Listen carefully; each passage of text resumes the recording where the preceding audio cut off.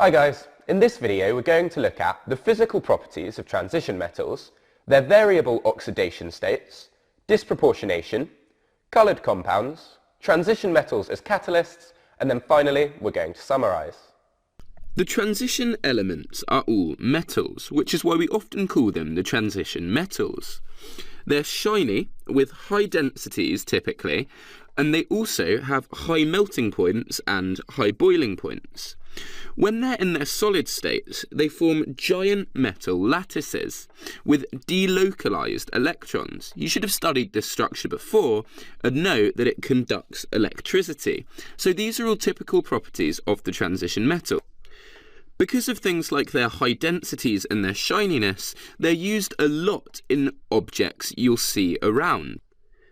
For example, the Statue of Liberty contains lots of copper, lampposts tend to contain lots of iron, and 50p pieces contain nickel, all of which are transition elements and all of which have the properties that make these items useful to us. You wouldn't want bendy 50p pieces or a statue of the Lady of Liberty that's likely to melt on a hot day. One of the first key chemical properties of transition metals we're going to look at is the fact that all transition metals have more than one oxidation state. In fact, having many oxidation states is a property that's characteristic of transition metals. All of them form a 2+ ion, which is often when they lose their 4s electrons. Remember, there are 2 electrons in the 4s orbital, so losing those will form a 2+ ion. The 4s electrons are lost first, remember, but because the energy levels of the 3d electrons are so close, the 3d electrons can also be lost to form stable ions for the transition metals. Remember, that's what makes them transition metals, the fact that they can lose some of their 3d electrons and form stable ions.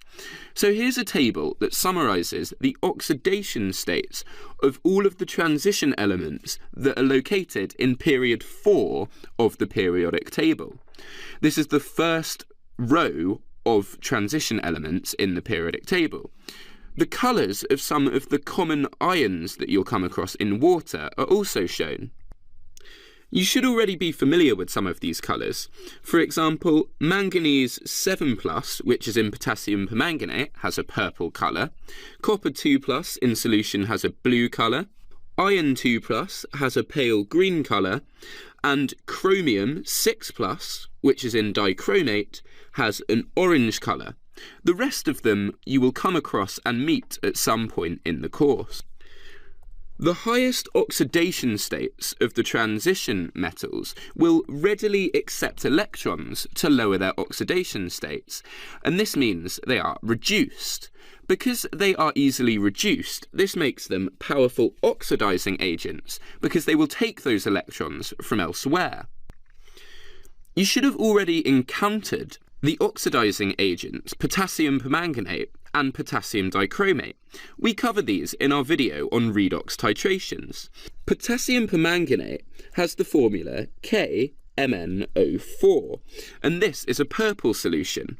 We can see the oxidation number of the manganese here by realising that potassium carries a 1+ charge, so the manganese ion shown here must have a 1- charge. Oxygen has an oxidation number of 2- per oxygen, so we have 4 lots of 2- for the oxygens, which gives us 8-. The manganese must counteract some of this 8- to give an overall charge, and so oxidation number of the manganate ion, of 1-, so the manganese must be 7+, which we saw earlier in our table.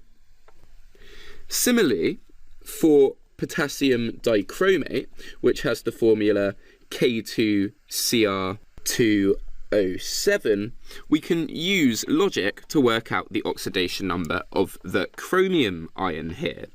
So the potassium, because there's two of them, will provide a 2+ charge here, so that dichromate ion, Cr2O7, must provide a charge of 2-. If we then consider the oxygens again, we have 7 lots of 2-, which gives us 14-. So we need the oxidation of the chromium ions to take this 14- to 2-.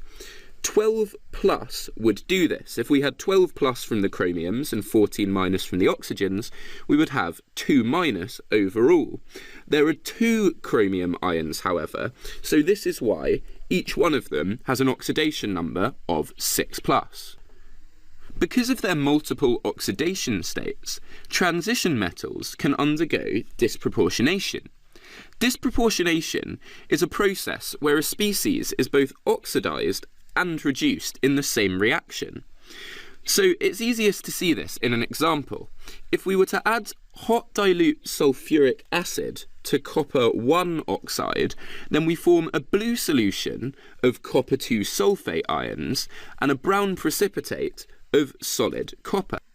The full reaction is shown here, where we have our copper-1 oxide, because oxygen has a 2- oxidation number, so because this species is not charged, each of the coppers must provide a 1+ oxidation number.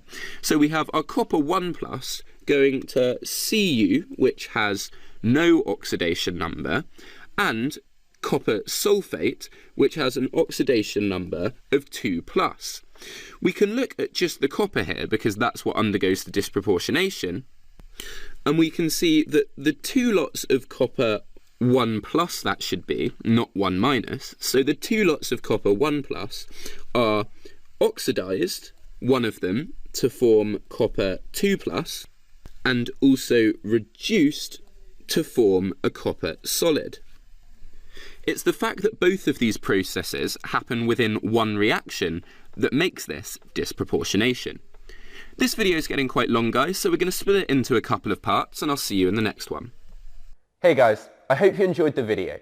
If you're looking for an amazing A-level chemistry resource, join me today in my series of engaging bite-sized video tutorials. Just click the Snap Revise smiley face, and together, let's make A-level chemistry a walk in the park.